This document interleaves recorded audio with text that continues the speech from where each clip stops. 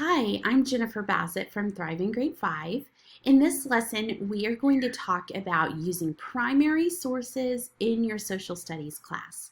I have some questions for you to help you decide if you should be including primary sources. Do you want your students to genuinely enjoy social studies? Do you want to put away your textbook for a little while and spice up your social studies lessons? Do you want your students' depth of historical knowledge to be deeper and more meaningful? If you answered yes to those questions, then you should definitely look into including primary sources in your social studies instruction.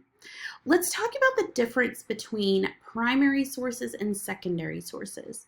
A primary source is a source that was created by a person who witnessed an event or a person who lived through a time period.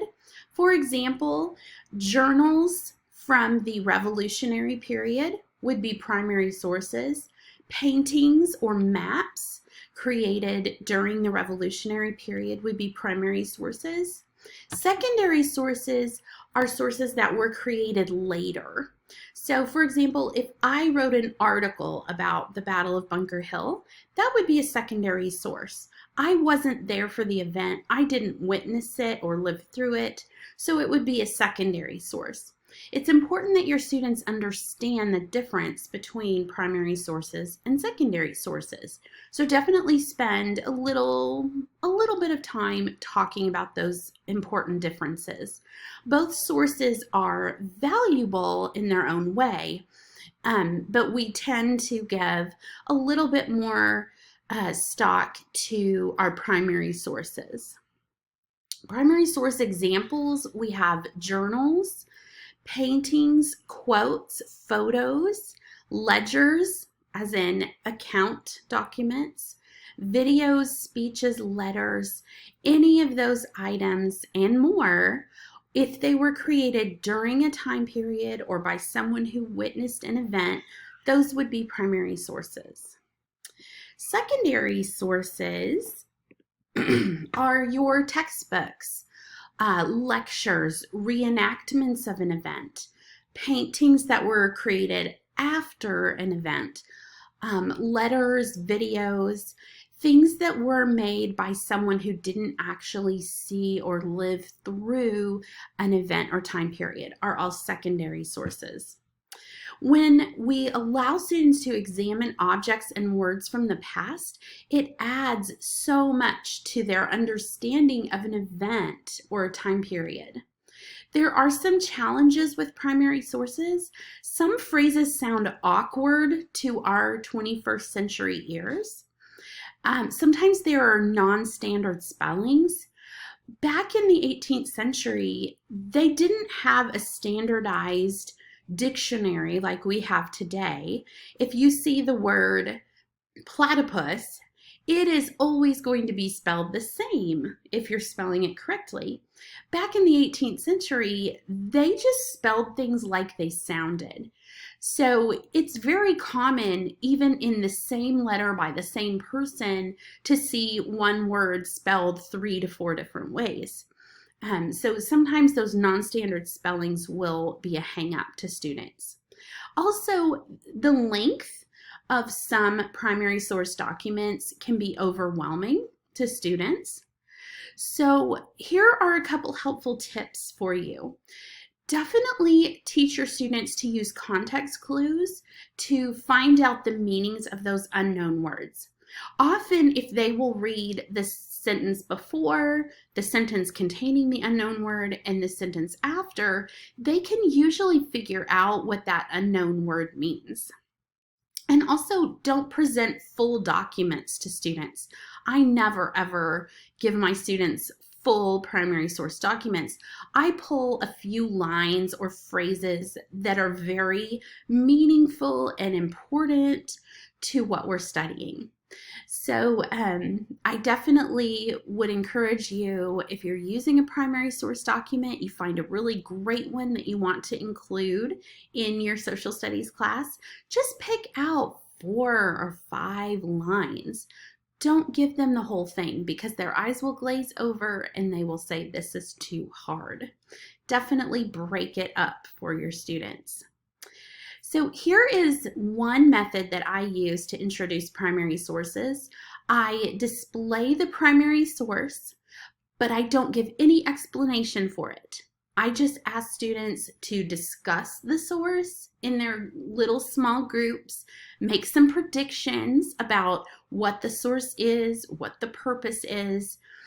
I love listening to their conversations when I don't give them any context at all for the primary source. One of my favorite prints to do this with is the Join or Die print by Ben Franklin. I put this print on the board.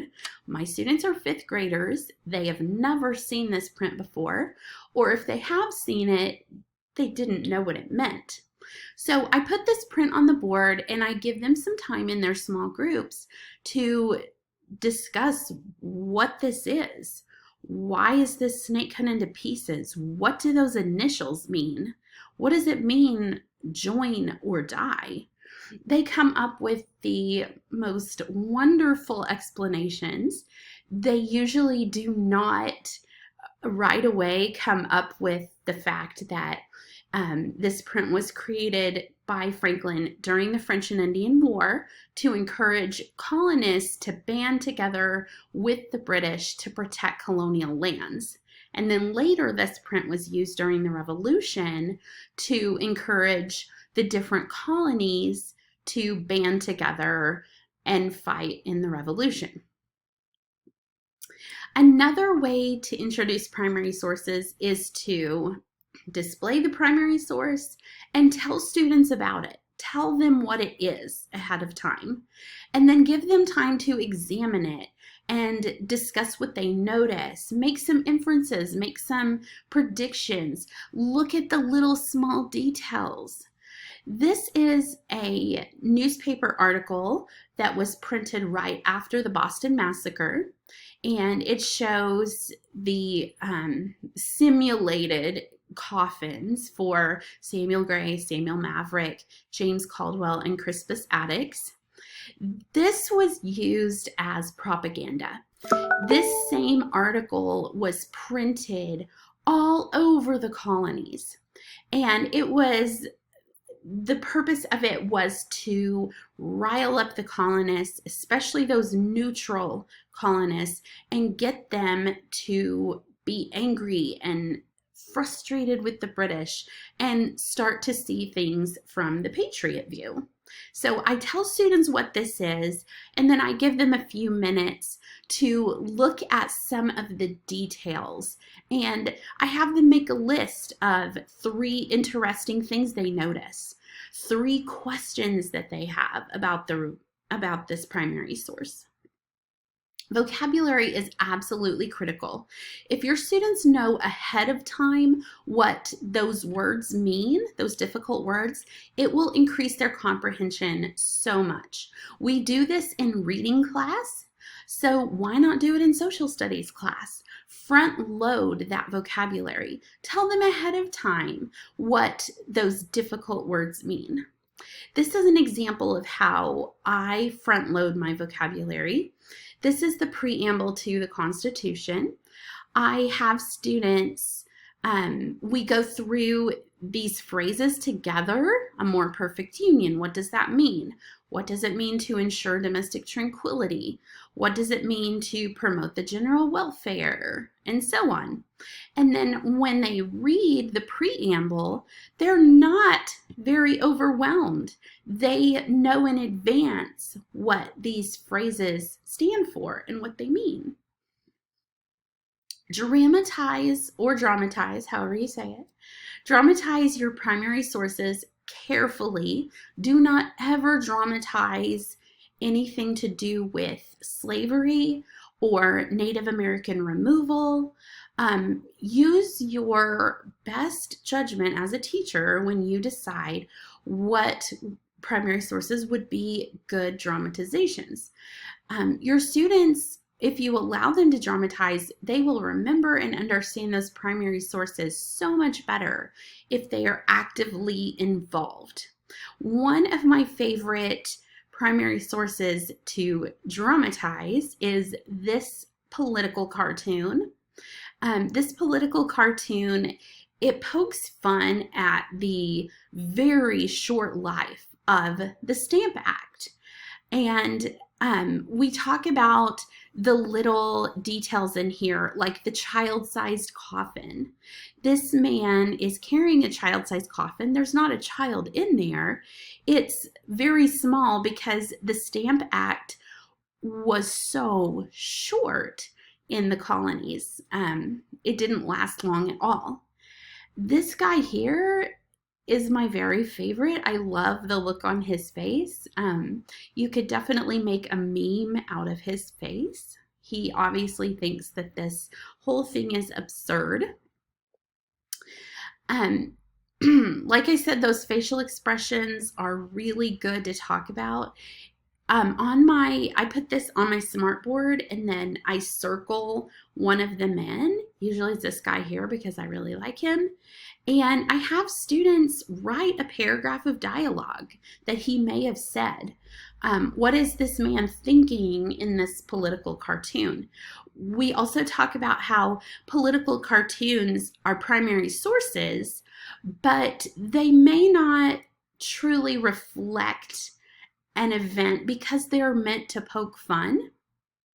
So it's important that they understand what a political cartoon is and what the purpose is. You don't need props, you don't need costumes to dramatize this primary source. Just group your students, ask them to recreate this image to the best of their ability. And they do a really good job. And it helps them get into that mindset of, how should I stand? What should my face be? What is happening in this primary source to give me clues about how I should appear when I'm dramatizing this primary source? Point out primary sources in your students' lives. Their family members, especially grandparents. Our fifth graders will often have a great grandparent around that they can talk to about historical events, and that is such a treasure trove for our students. When they talk to family members about the past, it helps them to see some of those events from a different angle or perspective. To get a primary source perspective of an event is so valuable. This is a project that I do with my students. I usually do it around winter break because a lot of times students will see extended family over, Thanksgiving break or winter break. So that's when I do this project. This photograph, it shows my grandma. So my grandma, I'm old, right? So students, of course, think this is an ancient photograph. This was taken around 1931. My grandma was the daughter of a sharecropper in rural Oklahoma, and the family struggled immensely during the Great Depression. So my grandma would talk about the Great Depression and the Dust Bowl in Oklahoma quite a bit. So I did my example report on the Great Depression. Your students probably won't, maybe they will, but probably won't have a family member who lived through the Great Depression. I guess it depends on, birth years, but if your students can talk to family members about 9/11 or about World War II, so many different events that our students can hear those primary source explanations and feelings and descriptions from family members, and that is so powerful for them to point out the primary sources that are in their lives. Primary sources help us show events and time periods from multiple perspectives and angles. So, for example, during the American Revolution, there were 4 major perspectives: patriots, loyalists, neutralists, and Native Americans.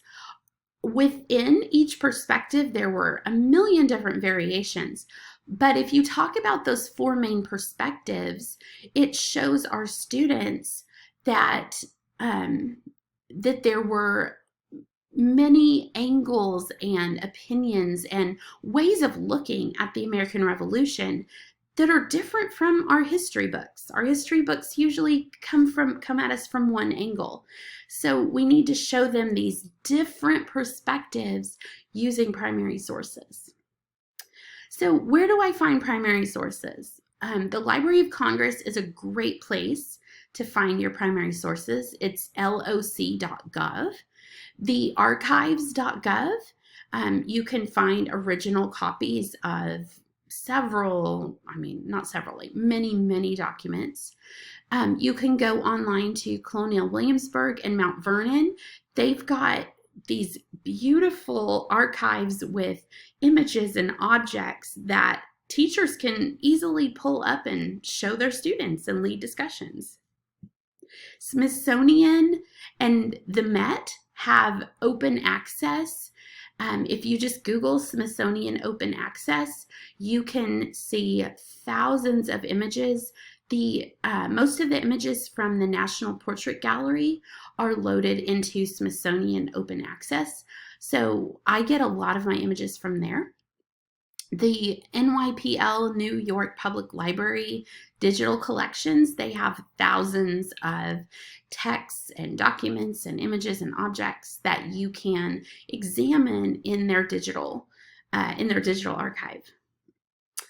So I want to encourage you to use a variety of primary sources. This is a primary source history station activity that I use. I will link it for you in the description of this video, but there are multiple primary sources for Paul Revere, and students get to go around to the different stations and examine those sources and answer questions. So I would love for you to tell me in the comments, what are your favorite primary sources and what are your favorite ways to use primary sources in your class? Okay, well, I hope you've enjoyed this lesson. I will hopefully hear from you soon.